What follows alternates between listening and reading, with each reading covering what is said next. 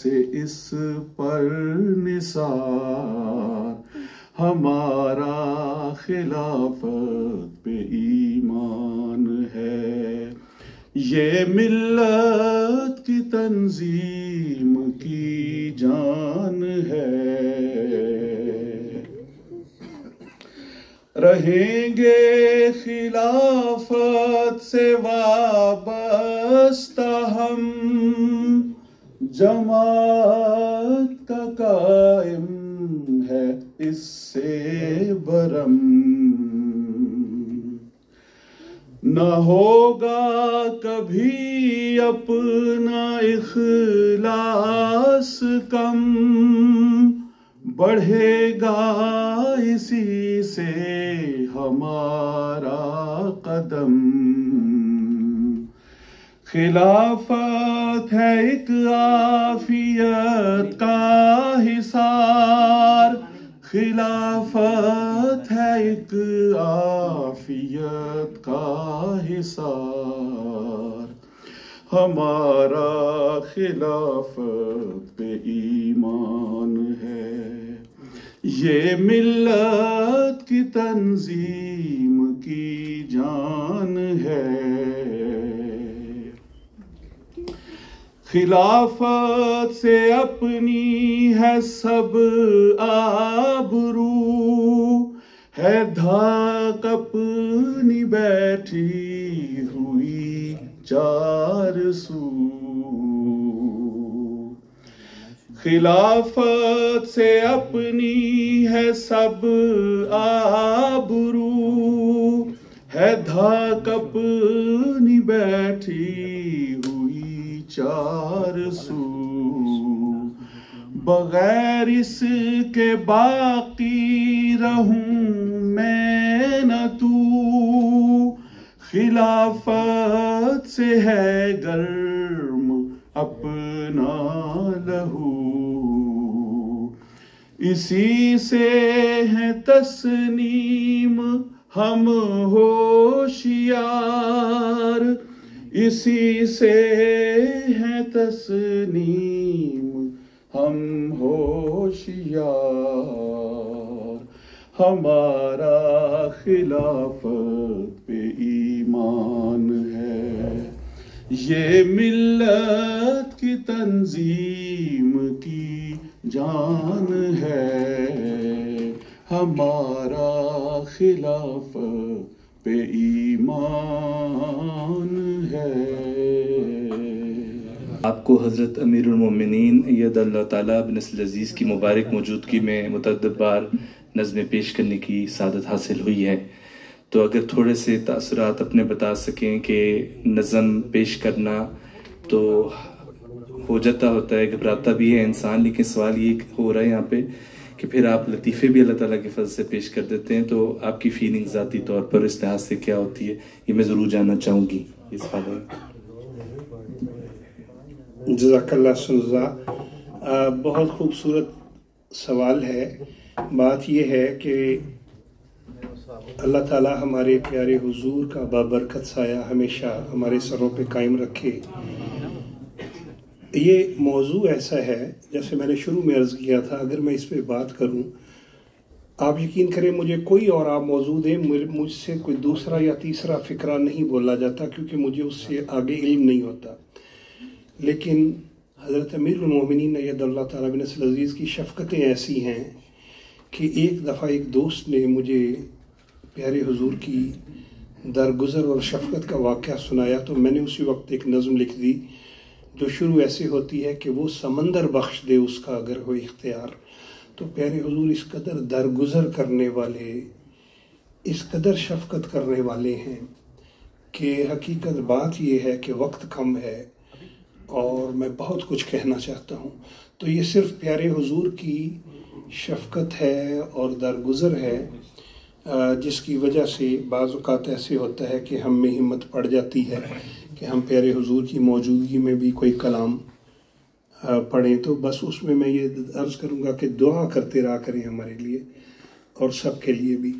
लेकिन मेरे पास अल्फाज नहीं हैं जिससे मैं आपको यकीन दिलाऊं कि प्यारे हुजूर को दुनिया के हर अहमदी से, चाहे वो कोई बहुत बड़ी फैमिली का है, चाहे वो बड़ी सादा सी फैमिली का है, चाहे वो बंदा हज़ारों पाउंड चंदा देने वाला है और चाहे वो बंदा कुछ भी नहीं दे रहा, प्यारे हुजूर को आप सबसे बड़ा प्यार है। और इंशाअल्लाह वक्त के साथ साथ मैं और भी कुछ बयान करूँगा। जी मुरब्बी साहब, कोई और भी सवाल है? जी सवाल ये एक और पेश होता है कि आपकी पसंदीदा नज़म जो है वो कौन सी है और सबसे पहले आपने कौन सी लिखी? सबसे पहले मैंने जो शुरू तो वो की थी, मैंने एक दफ़ा बताया था, उस वक़्त मेरी शादी भी नहीं हुई थी, तो मैं मोटरसाइकिल पे लाहौर से जा रहा था, तो एक दीवार पे ना लिखा हुआ था कि बंगाली जादूगर और महबूब आपके कदमों में, और तो उस वक्त मैंने ये नज़म लिखी थी, तो कोई ऐसा जादू टोना कर मेरे इश्क में वो दीवाना हो, यूं उलट पलट कर गर्दिश की मैं शमा तो वो परवाना हो। तवील नज़म है। उस वक्त मैंने वो नज़म लिखी थी, पहले वो थी, फिर एक शेर लिखा गया था कि दुनिया की दिल दुखाने की आदत नहीं गई, अपनी भी मुस्कुराने की आदत नहीं गई।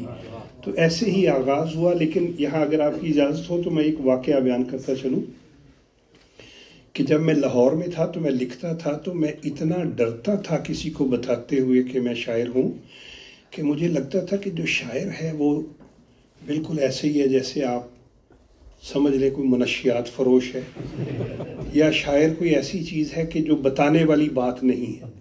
और मैं अक्सर दोस्तों को कहता हूँ कि अगर मुझे उस वक्त इल्म होता कि मुझे भी ये जिम्मेदारी मिलनी है, तो कतील शफाई जिनको लोग इंडिया से मिलने आते थे वो मेरे हमसाये में थे, आते जाते मैं उनको मिलता था, लेकिन कभी भी मेरे ज़हन में ये ख्वाहिश नहीं पैदा हुई थी कि उनको मैं कहूँ कि मुझे कुछ सिखाएं या मैं आपके साथ तस्वीर बनाऊं। बिल्कुल गली में, आपको पता है जैसे लाहौर में महल्लेदार होते हैं, और अहमद नदीम कासमी उनको मिलता रहता था, लेकिन कभी, और मेरा एक दोस्त था शायर, उसको मैं इतना ज़्यादा तंग करता था सिर्फ इस वजह से कि ये शायर यार कितनी गैर हकीकी बातें करते हैं। तो शायद वो जो मैं उसको तंग करता था, उसका अल्लाह ताला ने मुझे इस तरह कहा कि अच्छा भी अब आप जी अब आप लोगों को जाके तंग करें जी। तो ये इस तरह शुरू में भारत मैंने ये लिखा था जी। कोई और सवाल भी है? अगर वो सुना सके। अच्छा ठीक है। हमारे ताहिर अदीम साहब से भी हमने सुनना है, दाऊद नासिर साहब से भी सुनना है, डॉक्टर वसीम साहब से। उसी मजमून के तसलसल में है कि मैं आपसे दरख्वास्त करूँगा कि जो अहलिया होती हैं, जो बेगम हैं, यकीन करें वो जितना भी काम अपनी खुशी से कर दें, उसको बहुत समझा करें, और खाने को जो मिल जाए हमेशा शुक्रगुजारी के साथ, और जिस चीज़ को अल्लाह तौफीक दे बहुत ज़्यादा घर के कामों में मदद किया करें। उसकी मैं वजह बताता हूँ। एक दफ़ा मेरे 3 बच्चे, अब तो 2 हैं, बेटी अल्लाह को प्यारी हो गई, तो जब तीनों बच्चे थे तो एक दफ़ा मेरी वाइफ ने कहा कि मैं पाकिस्तान जाना चाहती हूँ, तो बच्चों को साथ ले जाऊँ। तो मैंने कहा नहीं बच्चे मेरे पास छोड़ जाएं, आप जाके अपनी अम्मी की खिदमत करें, मैं बच्चे संभाल लूँगा। और उस वक़्त मेरे ख्वाबो ख्याल में भी नहीं था कि बच्चे संभालना कितना मुश्किल काम है। मैं यही समझता था कि भाई बच्चों को तकलीफ़ दें, शोर डालें तो मैकडोनल्ड ले जाएं, शोर डालें तो ये कर दें और बच्चे खुश। मेरा ख्याल था कि पैसों से सारे मसले हल हो जाते हैं। मैंने अपनी अहलिया को कहा कि आप बेफिक्र होकर पाकिस्तान जाएं 3 हफ्ते के लिए, और मैं तीनों बच्चे संभाल लूँगा। उस वक़्त छोटा बच्चा 1 साल का था। आप यकीन करें पहले दिन बच्चे बड़े खुश कि अब्बू तो बड़े प्यार करते हैं, अम्मी तो झड़कती रहती हैं। उनको मैकडोनल्ड ले गया, पार्क ले गया। दूसरे दिन भी खिदमत की, तीसरे दिन मुझे बुखार होना शुरू हो गया। चौथे दिन जब वो हर बात पे किए ना कि ये नहीं खाना, ये खाना है, मैंने कहा यार ये मैंने क्या मुश्किल ले ली है। और फिर मुझे पता चला कि अल्लाह जज़ा दे, जो अहलिया घर में काम करती हैं वो तो हमारे बस का ही नहीं। तो चौथे 5वें दिन जब मुझे बुखार हो गया और मुझसे बिस्तर से ना उठा जाए, उस वक्त मैंने ये नज़म लिखी थी नज़म थी कि हो सकदा ते छेती आके मेरी जान बचा, हो सकदा है ते छेती आके मेरी जान बचा, पढ़ ले मेरा आखिरी खत, मेरी मारी गई हो मत, मुड़दी नहीं है सज्जी बां, हिलदी नहीं है खब्बी लत, मेरा टाइम गया हो सकदा ते छेती आके मेरी जान बचा। तिन्नों बच्चे बहन नहीं दिंदे, सुख दा साह तक लैन नहीं दिंदे, एक कहंदा है मैकडोनल खाना है, एक कहंदा है मैं पिज़्ज़ा खाना है, तीजा मंगे मुर्ग पला, मेरा टाइम यही हो सकदा ते छेती आके मेरी जान बचा।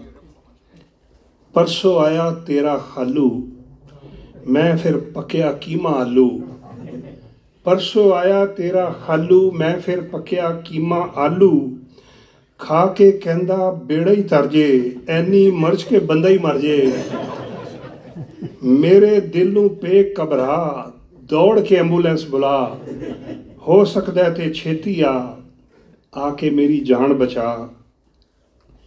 कल आए सी 3 मेहमान, मैं फिर लाए ताज़ा नान, कल आए सी 3 मेहमान, मैं फिर लाए ताज़ा नान, एक नू पै गया पेट च वट, दूजा के चल पिछे हट, तीजा खिचे लंबे ही साह, उन्हां दिता रौला पा, हो सकदा ते छेती आके मेरी जान बचा। ओही मिल गए अज मेहमान, मैं क्या आजो खाइए नान, ओही मिल गए अज मेहमान, मैं क्या आजो खाइए नान, कन्ना विच कोई करके गल, तिन्नों नसे मेरे वल, उन्ना लिया फिर लम्या पा, इधरों उधरों वजी ठा, हो सकदा है ते छेती आके मेरी जान बचा। मैं बनदा सी एवें हीरो, तू नहीं है ते मैं आ जीरो, मैं बनदा सी एवें हीरो, तू नहीं है ते मैं आ जीरो, मेरा टाइम गया ही घर दा हाल ही अन्ने वाह, रुड़ गईओ कालीन ते चाह, चुल्हे विच कल होया ही ठा, छड़ दे सारे भैन भरा, लंदन दा बस टिकट कटा, हो सकदा ते छेती आके मेरी जान बचा। तो ये नज़्म सादा सी है, लेकिन तमाम बहनों को, बेटियों को ट्रिब्यूट है। सच्ची बात है कि जितना वो काम करती हैं, और मैं ये रिक्वेस्ट करूँगा कि जो पका हो वो खामोशी से खा लेना चाहिए, जितना आप काम कर सकें करना चाहिए। मैं ख़ास तौर पे भी इस चीज़ पे थोड़ा सा, जैसे मेरा एक शेर था ना कि मेरी निगाह में कतरा भी एक समंदर है, ए मेरे दोस्त मैं सहरा से आने वाला हूँ।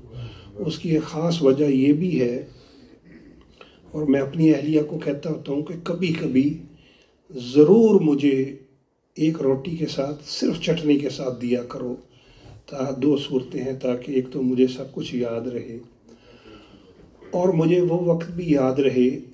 कोई ज़माना था कि किसी वजह से दमिश्क के तहखानों में मैं जेल में डाल दिया गया और 40 दिन रहा था वहाँ पे, और एक जो बाथरूम जितना कमरा होता है उसमें 40 लोग थे और इतने सख्त हालात थे। अब वो जेलें टूटी हैं तो दुनिया ने देखा है, लेकिन मैं उन तहखानों में रह के आया हूँ। तो 24 घंटे के बाद एक दफ़ा दरवाज़ा खुलता था और वो एक रोटी ऐसे फेंकते थे जैसे फ्रिज भी फेंकी जाती है। तो 40 दिन उसमें रहे। तो एक इसलिए भी मैं घर वालों को कभी कहता हूँ कि मुझे कभी कभी सिर्फ रोटी और चटनी दिया करो ताकि मुझे कुछ याद रहे।